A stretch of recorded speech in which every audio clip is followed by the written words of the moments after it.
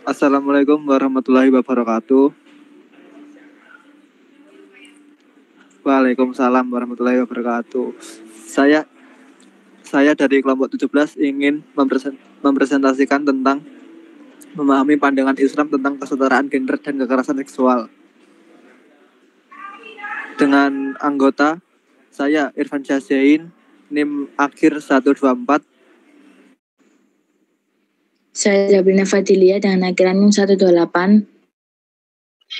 Saya Alifatun Naila dengan NIM akhir 159. Next. Kesetaraan gender dalam Islam. Yang pertama ada pengertian.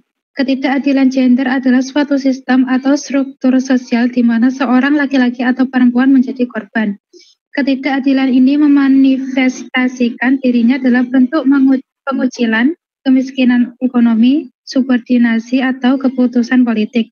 Ketika peradaban Barat memasuki dunia Islam, hukum syariat Islam secara luas dikritik dan digugat. Keyakinan akan hak, peran, dan kewajiban Muslim telah ditantang oleh wacana Barat dengan membahas isu kesetaraan gender. Yang selanjutnya adalah landasan dalam Al-Quran atau hadis. Kesetaraan dalam Al-Quran. Al-Quran menjelaskan bahwa baik pria maupun wanita adalah pelayan Tuhan dan memiliki fungsi ibadah. Kesetaraan hadis. Hadis menunjukkan bahwa pria dan wanita semuanya adalah pasangan kecuali untuk masalah alam. Konsep kesetaraan gender. Kesetaraan gender dalam Islam tidak berarti mengecualikan perbedaan antara pria dan wanita, tetapi menekankan kesamaan posisi, hak, dan kewajiban manusia. Yang ketiga, hak dan kewajiban perempuan. Islam adalah agama yang menjunjung tinggi nilai keadilan termasuk dalam hal relasi antara laki-laki dan perempuan. Berikut hak-hak perempuan dalam Islam. A. Hak atas pendidikan. B. Hak atas harta dan warisan. C. Hak untuk bekerja dan mandiri secara ekonomi. D.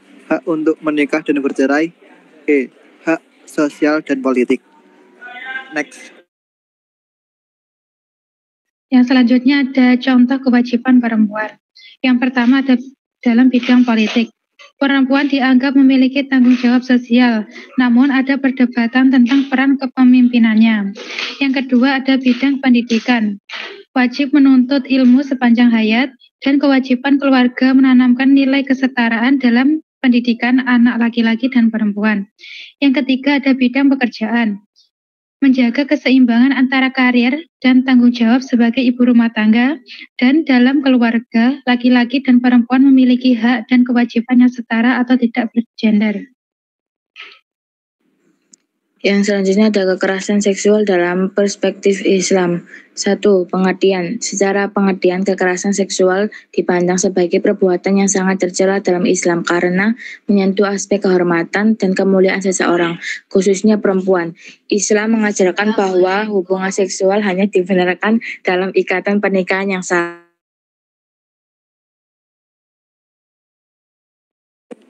Yang kedua, larangan kekerasan seksual.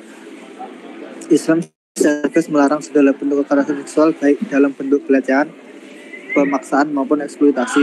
1. Larangan dalam Al-Quran. Quran Surat An-Nur ayat 33, larangan memaksa perempuan untuk melacur, mencerminkan larangan terhadap kekerasan seksual dan eksploitasi. 2. Larangan dalam hadis.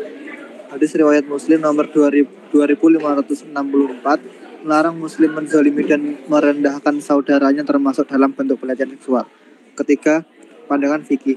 Dalam fikih Islam pemerkosaan termasuk dosa besar dan pelakunya dapat dihukum berat. Yang selanjutnya ada tindakan pencegahan dan penanganan. Yang pertama ada menutup aurat. Selanjutnya tidak mengekspos warna kulit dan lekuk tubuh.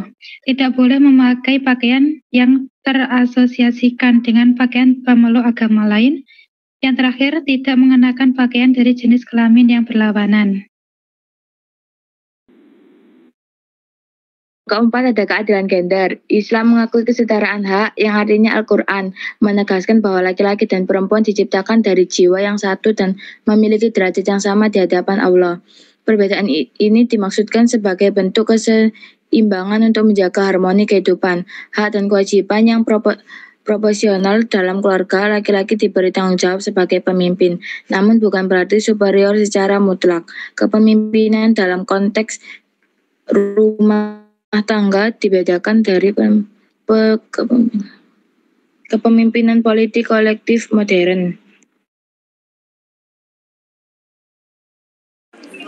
Lalu selanjutnya contoh kasus dan solusi.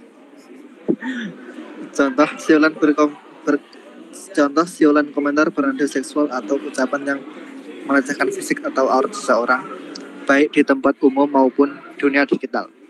Solusi Islam: pendidikan adab dan akhlak sejak dini untuk membentuk karakter yang menghormati orang lain.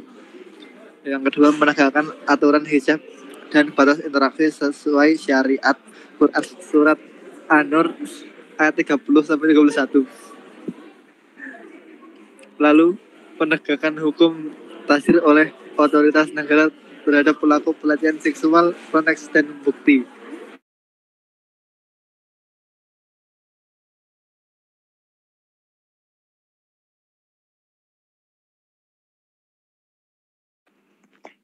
Yang selanjutnya adalah kesimpulan. Islam menekankan prinsip kesetaraan gender, di mana pria dan wanita dipandang setara di hadapan Tuhan dengan hak dan kewajiban yang seimbang. Al-Quran dan hadis menjelaskan bahwa baik laki-laki maupun perempuan memiliki posisi yang sama dalam hal spiritualitas, tanggung jawab moral, dan potensi untuk mencapai kesuksesan. Perempuan juga melihat untuk terlibat dalam kehidupan sosial dan politik, seperti yang terlihat pada partisipasi perempuan pada masa Nabi Muhammad SAW. Selain itu, pelecehan verbal dan fisik, seperti komentar bernada seksual atau siulan, juga dilarang dan dapat dihukum sesuai dengan ketentuan syariat. Baik, sekian dari kelompok 17. Apabila ada yang ditanyakan, bisa raise hand. Ya, Mas Rino.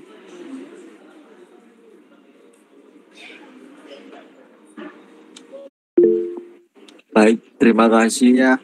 atas kesempatannya. Sebelumnya, perkenalkan nama saya Muhammad Rino Putra Pratama dengan NIM akhir 035. Saya ingin bertanya bagaimana Al-Quran dan hadis menjelaskan kesetaraan gender antara laki-laki dan perempuan. Terima kasih. Terima kasih Mas Rino, saya tabung dulu. Kemudian Rizky Aulia izin menjawab untuk pertanyaan Mas Rino. Al-Quran menjelaskan bahwa baik laki-laki maupun perempuan diciptakan dari jiwa yang sama dan memiliki kedudukan yang setara di hadapan Allah. Keduanya memiliki tanggung jawab yang sama dalam hal ibadah, moralitas, dan spiritualitas. Dalam hadis juga ditegaskan bahwa laki-laki dan perempuan adalah pasangan yang saling melengkapi, bukan saling mendominasi. Apakah sudah terjawab, Mas Rino? Sudah, Mas. Terima kasih. Oke, sama-sama. Oke. Ya, untuk Rizky Aulia. Oke. Terima kasih. Berdasarkan pemaparan materi yang sudah disampaikan kelompok 17, aku mau tanya bagaimana sih peran perempuan dalam kehidupan publik pada zaman Nabi Muhammad dan dapat menjadi contoh bagi perempuan dalam memegang kepemimpinan di era modern ini. Terima kasih. Terima kasih, izin menjawab dari pertanyaan Rizky Aulia. Peran perempuan dalam kehidupan publik pada zaman Nabi Muhammad seperti Ummu Salamah, Aisyah RA, dan Asma binti Yazid dapat menjadi contoh bagi perempuan dalam memegang kepemimpinan di era modern karena mereka aktif dalam diskusi keagamaan dan sosial serta memberikan baiat kepada Nabi Muhammad. Hal ini menunjukkan bahwa perempuan dapat memegang peran penting dalam masyarakat dan memiliki kemampuan untuk memimpin. Apakah sudah terjawab, Mbak Rizky Aulia? Sudah. Terima kasih. Ya, sekian dari kelompok 17. Bila ada kesalahan, izin mohon maaf. Wassalamualaikum warahmatullahi wabarakatuh. Waalaikumsalam warahmatullahi wabarakatuh.